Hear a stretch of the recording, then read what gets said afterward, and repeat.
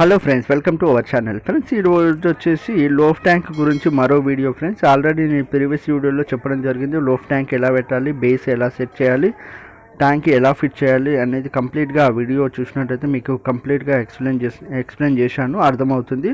So కింద డిస్క్రిప్షన్లో కూడా ఉంది, వెళ్ళి చూడని వాళ్ళు ఉంటే ఫస్ట్ ఆ వీడియో చూసిన తర్వాత ఈ వీడియో చూసినట్టయితే కంప్లీట్గా అర్థమవుతుంది.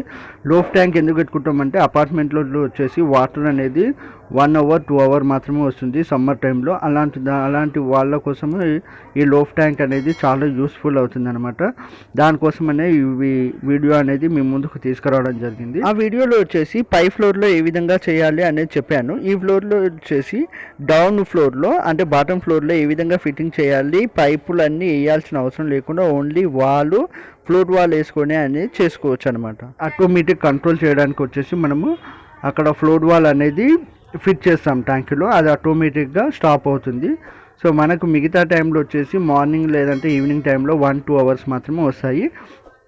పై ఫ్లోర్ వాళ్ళకు వచ్చేసి ఈ విధంగా నేను ఏర్పాటు చేసుకోవాలని ఆ వీడియోలో చెప్పాను. ఎందుకంటే మనకి ఇన్లెట్కి ఒక వాలు, అవుట్లెట్కి ఒక వాలు, ఒక ఓవర్ఫ్లో పైప్ పెట్టాలన్నాను.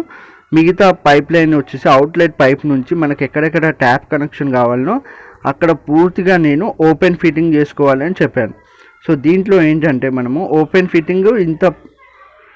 ఫిట్టింగ్ చేయకుండా ఈజీగా మనము అక్కడిదక్కడనే కలుపుకోవచ్చు అనమాట. ఎక్స్ట్రా వర్క్ ఏం లేకుండా చాలా సింపుల్గా తక్కువ మెటీరియల్తోనే అయిపోతుంది. ఇది వచ్చేసి గీజర్ అవుట్లెట్ నుంచి నేను పైప్ లైన్ తీసుకున్నాను. ఇక్కడ తీసుకొచ్చిన తర్వాత ఇక్కడ టీ వేసి ఇది వచ్చేసి పైకి ఇన్లెట్ వెళ్తుంది.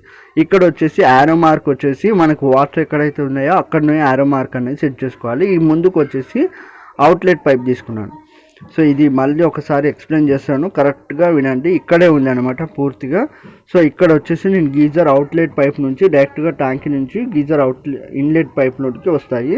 ఇక్కడ ముందు తీసుకొని వచ్చేసి ట్యాంక్ ఇన్లెట్ పైప్ ఇచ్చాను. ఇక్కడ ఎన్ఆర్వి యారో మార్క్ వచ్చేసి వాటర్ వచ్చే సైడ్ ఉంది. ఇక్కడ వచ్చేసి అవుట్లెట్ అనమాట. దీనివల్ల ఏంటంటే మనకు డైరెక్ట్గా వాటర్ వచ్చినప్పుడు మన వాటర్ సప్లై బాత్రూంలో ఉంటుంది, దాని నుంచే మనకు ట్యాంక్కి ఫిల్ అవుతుంది.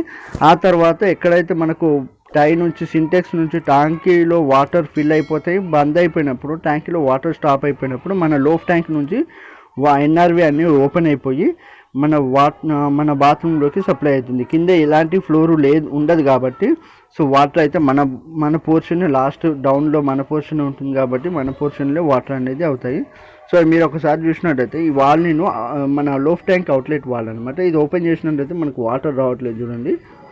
సో ఇక్కడ నుంచి మన లోఫ్ట్ ట్యాంక్ ఫిల్ అవ్వదు. ఇక్కడ పైన వాల్ ఉంది కదా, ఆ పైన వాల్ నుంచి అయితే మనకు లోఫ్ట్ ట్యాంక్ అయితే ఫిల్ అవుతుంది.